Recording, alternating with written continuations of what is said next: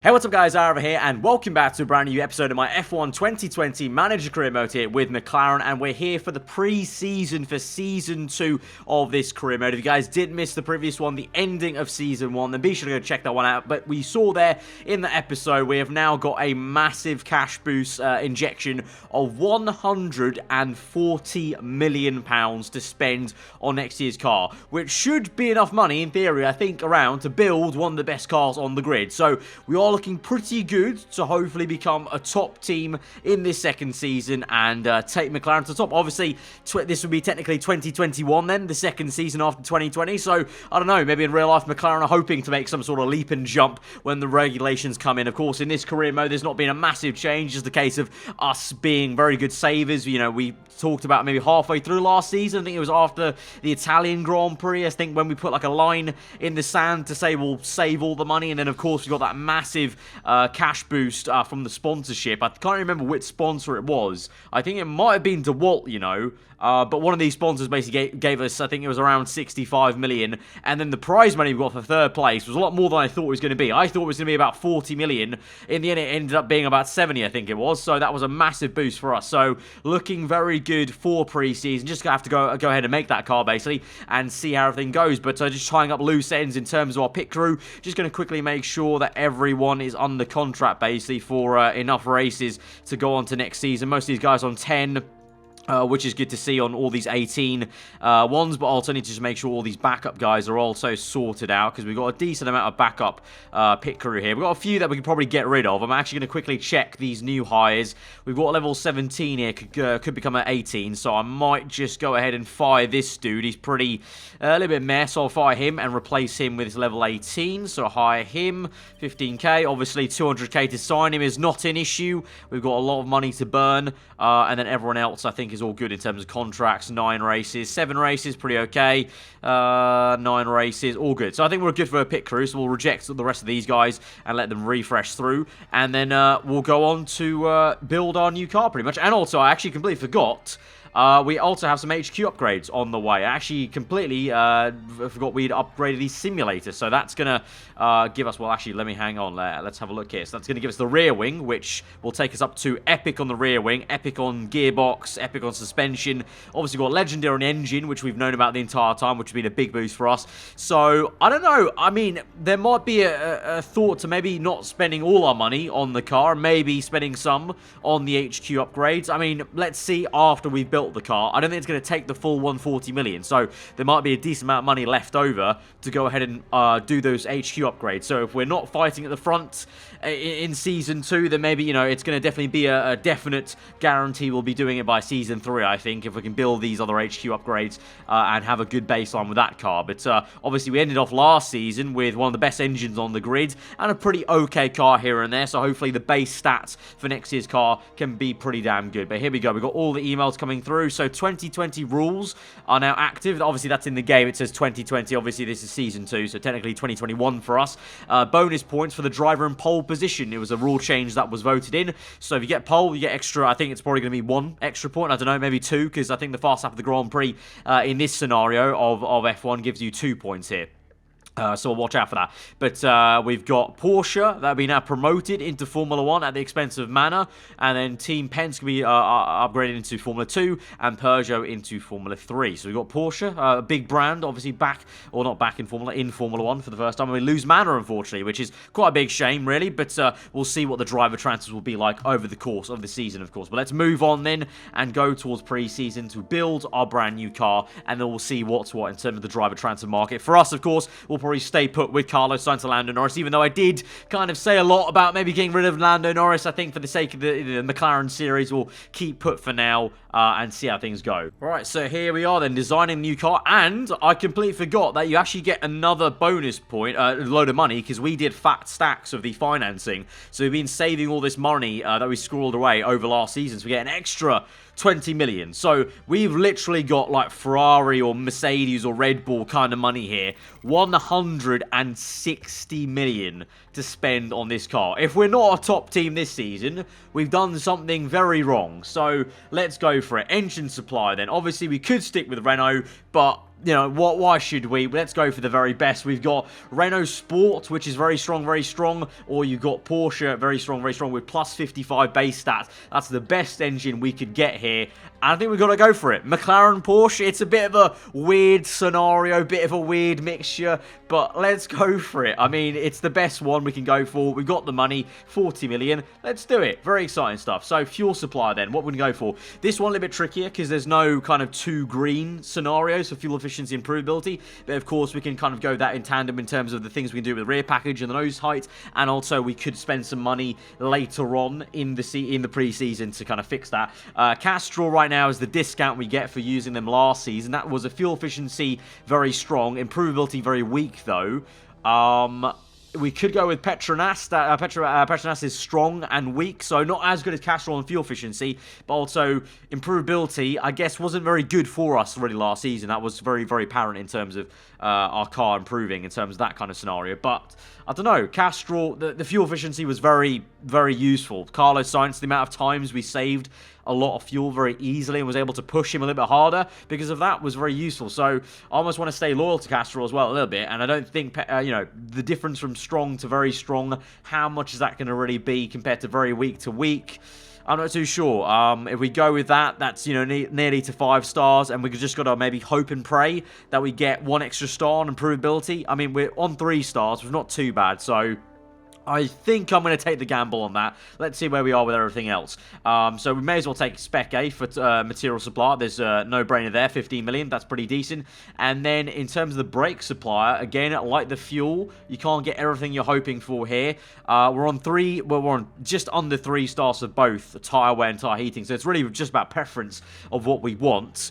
And I would go for tyre wear, because I think that was something that actually our car did have an issue on last season. Our car was very kind of harsh on the tyres, I would say. So we go to Brembo, that's very strong, very weak. Or we go Magneti Marelli, strong and weak. That's now going to be just under 4 stars, just over 3 stars. And then with the rear package, well, I might want to actually go towards improvability here. So we go down to about 3 stars on tyre heating and at 3 stars in for sure confirmed improvability. And then nose height here, well, we've got fuel efficiency kind of pretty high, so we could go more towards tyre wear. Go 4.5 stars, just under 4 stars for tyre wear. Obviously, that visually doesn't affect anything there. So, again, the only kind of question mark is, do I go back to the fuel supplier and change that and go to something different? Do I go for Shell or Petronas? If I go to Petronas, that gives us 3.5 stars improvability, 4 stars fuel efficiency. Is it worth it? Is it worth the gamble? I think it's worth the gamble sticking with Castrol, to be honest, because if we can get a mail about a dilemma of improving the improvability by 1 star, you know, spending, what is it going to be? Probably like, you know, 8 million or whatever in one go in an email to get 4 stars. We'll then have a mega package because we'll have the fuel efficiency there, tyre wear is going to be there, tyre heating is going to be there.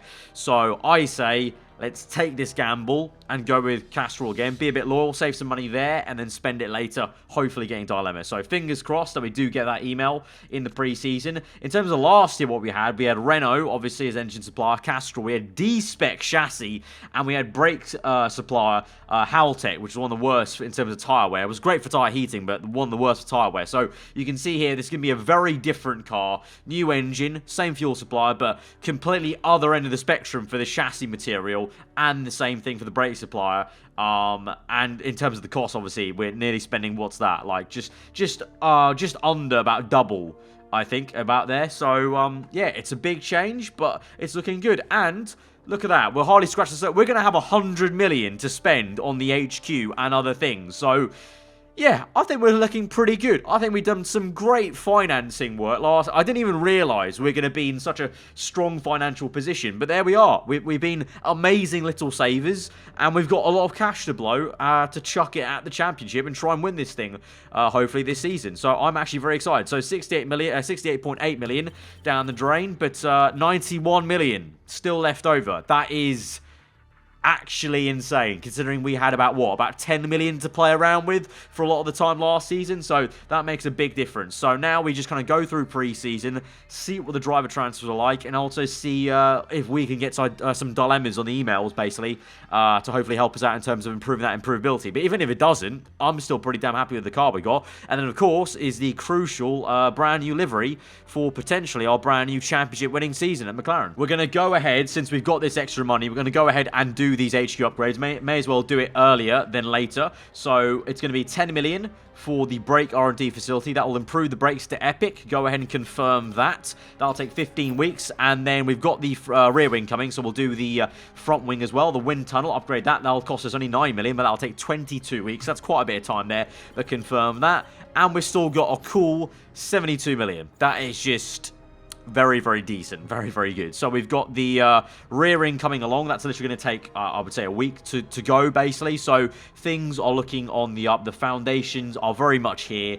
And if we're not fighting for the championship straight away, by halfway through the season, when these final HQ upgrades can come through and we can upgrade the car in every kind of sense or way up to epic at least, we're definitely going to have a car that can win races. Right, and so just like that, our HQ upgrades come through for the rear wing, so now that's on epic as well. So we're just now waiting, obviously, those 22 and 15 weeks respectively for the brakes and the front wing. And we've got some juicy emails and some driver transfer news to go through there. I'll give you a flash of the emails and you maybe see a few of those changes, but let's go through the teams then and see what it's looking like. So Alfa Romeo have now got Leclerc, which is ironic because obviously Leclerc came from Alfa Romeo to Ferrari, but for whatever reason, they've departed. It looks like Leclerc might be in a reserve driver role, which is also even weirder. If I click on him, it says he's in a reserve driver role and he's considering offers. So I don't know how this has actually happened. Obviously, clearly Ferrari are the ones that fired him and he just picked a team or whatever.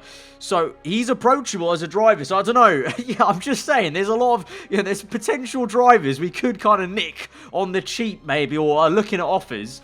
To partner Carlos. So I'm just saying. So let me know in the comments below, guys. Leclerc might be available. But, yeah, so he's at Alfa Romeo now, but as a reserve driver. Raikkonen and Ericsson are alongside each other at Alfa Romeo now. You've got Alpine Racing, which is obviously the fantasy part of this entire mod. Alonso and Valtteri Bottas, which tells you a lot about what's happened in Mercedes. But we move through to Haas. You've now got Yamamoto and Fittipaldi, it looks like. Magnussen seems to be down to a reserve role. So we've got a lot of the guys who are actually staple drivers last season moving down to reserve driver roles, which is very odd to really see. But I guess obviously in with the new and out with the old in a way. But that's Haas then. We've got obviously ourselves, McLaren, Sainz, Norris, and we've still got Seta Camara, but I'll probably just kind of let him go, maybe potentially just try and sign someone very, very young, but usually I don't really bother about the reserve role. We move through to Mercedes, and we've got Hamilton and Ricciardo again, because you might remember in the Ferrari manager career mode we did, a few months back, Ricciardo in that career mode save also moved to Mercedes, I think it was, alongside Hamilton. I might be remembering it completely wrong, because it was quite a few months ago, but I feel like it was. So Ricciardo moves to Mercedes alongside Hamilton, so that's going to be a very strong pairing once again for Merc. We've got Porsche, who obviously moved up into this category with Lotra and the other Ericsson with a K.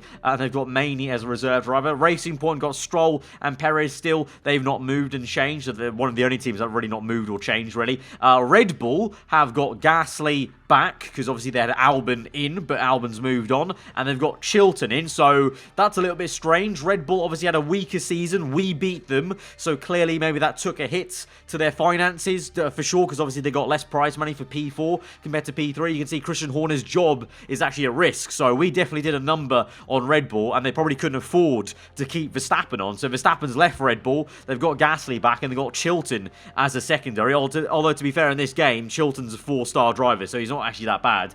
We move to Renault. They've got Paul di Resta, which is a very odd move, but obviously they lost Ricciardo. They've got Ocon in there, and then if we move to Ferrari, this is a very exciting lineup. They kept Sebastian Vettel, but they've gained Max Verstappen, which is very, very tasty indeed. Then they've got Mick Schumacher as a reserve driver, so that'll be very interesting to see how that goes for them. And then Toro Rosso, Toss has got a very uneasy job security. They've got Newgarden and Sean Gallel, so they're very weak indeed as well. And then Williams, obviously the same, George Russell, and then obviously, as I said, at the beginning of last season, we've got Latifi, who's actually technically Kubica, but you get what I mean. We bodge jobbed it a little bit to make it all work. But yeah, very, very exciting moves for Mercedes, I guess, and Ferrari. Interesting ones for the likes of Red Bull and Alfa Romeo. If they had any sense, they would probably upgrade Leclerc to a main driver role instead of Ericsson, but we'll see how that goes. And if he's still a reserve driver, I say, you know, we try and maybe see if we can try and get him on the cheap. I don't know. You know, obviously I've bagged on Leclerc in the past in this game when we did him, when we had him in the Ferrari career, but things might change here in this scenario. But for now, we will keep Carlos Sainz and Lando Norris, because obviously this is the kind of, you know, dream, good rapport, good team chemistry team at McLaren. So we move forward then through preseason, kind of hoping I get an email at some point about a dilemma that we can try and upgrade the improvability here. But what we got going on, we've got Carlos Sainz is a sponsor whisperer, apparently. He's got sponsor-friendly trait added on, so that adds marketability. Morale's added, teammate morale's down, chairman happiness up, and desired earnings has been added on, though. So we actually might need to... Yeah, he's only got 1 year left on his contract, so hopefully that personality trait wears out before... No, it doesn't look like it's going to actually wear out. That's really unfortunate. It looks like that's a permanent new personality trait added on. So when we go to renegotiate Carlos Sainz's contract, he's going to want 500k more on top of what we're already paying him, which is, I think, a decent amount, isn't it? 750. So he's going to want at least 1.250 million. So that's a little bit worrying, but we'll cross that bridge when we get to it at the end of this season. Kamara's contract's elapsed, so now we've got some random driver as a reserve driver. That's fine. I don't think we'll be needing one, hopefully, as a reserve driver goes. So we'll move on then. And again, just keep the fingers crossed we get some sort of email. We've got a brake supplier. That's tyre heating +1. Obviously, what's our car on now? Tyre heating is 3, so that is going to be a decent one. So I'll go ahead and spend 2.5 million on that. But I'm hoping we get one for improvability. We need one for improvability. That will be the last piece of the puzzle. If not, obviously not the end of the world, but it would be kind of nice. So let's see. As we go on through now into January, is there going to be any more emails to come through? Looks like there's a few behind. Let's see what these are going to be about. It's going to be Alfa Romeo upgrading their simulator. Mercedes upgrade. We've got some random driver also getting sponsor friendly. We move through. Here we go. Yes, this is it. 1.5 million +1 improvability confirm. That is exactly what we wanted. Look at that on the chassis makeup there. 4-star tyre wear, just over 4-star on tyre heating, 4.5 on fuel efficiency, and just under 4 on improvability. That is what we wanted to see. Perfect. I am happy now. Whatever happens until the first race, I don't care. It's all good. We're good from here. Let's just go on then, build this car, do the livery, and then check out the preseason, see how that goes with the testing, and then we're ready for the brand new season. But here we go then, livery edit time. Obviously, we're going to go with papaya orange and some blue, but I might see if we can change up the design a little bit, just to keep things a little bit fresh. Right, so here we are then, the brand new livery. We've kind of got rid of all the blue on the actual car. It's a bit of a tame livery, I will admit, but really with orange, black and blue, there's not a lot you can do in terms of what we had to work with in the kind of workshop with the livery. We can change it down the line, but also I think it works quite well with our sponsors. Jägermeister, very nice and bold there on white and black. It is a bit boring, I will admit, but I think it's the best one we come up with apart from the original livery, really, because the blue was quite tricky, because it either was too much blue over the car or wasn't any at all in this kind of case. So I think this is the kind of smartest thing we can go for. We might change it later on. If you guys want me to change it later on down the line, then do let me know. But for now, we'll stick with this. But also at the same time, let's be real. We never really see it up this close up anyway. Most of the time, it's just going to look pretty orange to us when it's zoomed out. So we're going to move on full steam ahead then to the car actually being built, and then we'll check how it goes in pre-season in terms of how our drivers are feeling in terms of morale. Let's see, does Norris have the future in the music industry? He has a budding musician added onto him, so +10 marketability, okay. Bracing for pre-season testing, yes, and we've got tyre simulations, +1 on tyre wear, sounds good. So we've actually got a lot of decent emails coming through to improve this car. So we've got now just under 5-star on tyre wear, 4.5 on fuel efficiency, just over 4 on tyre heating, and the same for improvability. So very, very good. So now let's get the car finalized and built, and then go on to pre-season testing as the new car design will be completed, and we go forward and see how our team will look in terms of morale, how these guys will look. Hopefully it's going to be plus for both of them, but let's see. Let's start testing and see how it goes, and also let's see how everyone else is looking in terms of lap times here. Looks like Carlos Sainz top in the timesheets, which is very, very good news for us. Norris down in P7. Gasly comes through though, so Red Bull looking actually pretty strong there. 1 and 2 with Gasly and Chilton, which is surprising there. Ricardo up there as well. We've not hit any issues though, it seems like.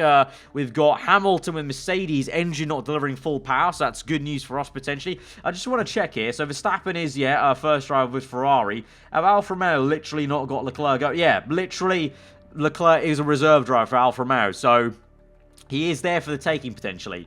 But Gasly and Chilton, that surprised me. I didn't think they'd be that good. I thought, like I said, obviously Red Bull finished below us, so I thought they'd have a pretty weak car this season, just as they have a weak driver lineup. But it looks like they might have a pretty good car. I mean, let's have a look here at the official standings to see what the kind of car levels are like. Hopefully we're obviously near the top for most, but let's see about that. So overall, we've still got only the 4th best car on the grid, apparently. Ferrari are best, Mercedes second, Red Bull third. Let's have a look in terms of these stats. Engine-wise, we're right up there. Second only to Ferrari, but it looks like on the bar, we're pretty close to Ferrari, I would say there. You got to say. In terms of the acceleration, very low. So that's we know where we need to improve. We need to improve on the gearbox, the braking as well, it seemed like. The front wing, medium speed core suspension, rear wing, they're okay. Obviously still to improve on, but good to see your engine carried forward in terms of being mega. So obviously straight away, any tracks with good engine, being crucial in engine, we'll be good at. So it's really just like it was last season. We need to improve every other area of the car, but this time hopefully we can actually improve the parts rather than just burning money into not improving the parts, as was the case last season, which is why we kind of stopped development very early on. And so finally, before we end off, targets for this season. Well, we aimed for 3rd place last time, did we not? And that'll be 2.3 million. If we say first, I feel like that's just going to put pressure on us that we don't need. So let's say 3rd place. Zach Brown thinks 3rd place as well. I know we can definitely get 3rd place. 2.3 million per race is still a decent amount to get, to be honest. And it doesn't put pressure on us getting fired. And I would say probably I was hoping for more, honestly, with this car, but from here, we can work on it. But I think for the first part of the season, we might not be right there. But by the end of the season, I'm confident we can try and go for multiple race wins. So it might be a bit of a late charge for this season, basically. But that is going to be it then for this pre-season episode. Then teasing you guys massively for the actual beginning of Season 2 at the Australian Grand Prix next time, guys. But if you did enjoy this one, be sure to hit that like button. If you're liking the look of this season with the driver transfers we got with the AI and then ourselves well at the team in terms of, remember, compared to last season, we've got 65 million. So, although the car may not be exactly where we were wanting it to be, we've got a lot of money to delve into it and upgrade as rapidly as we basically humanly possible with the factory. So, hopefully, you guys are looking forward to that in Season 2. If you are new around here to try for weekly full-on content, I've been aarava. Hope you stay. I'll see you guys next time. Goodbye.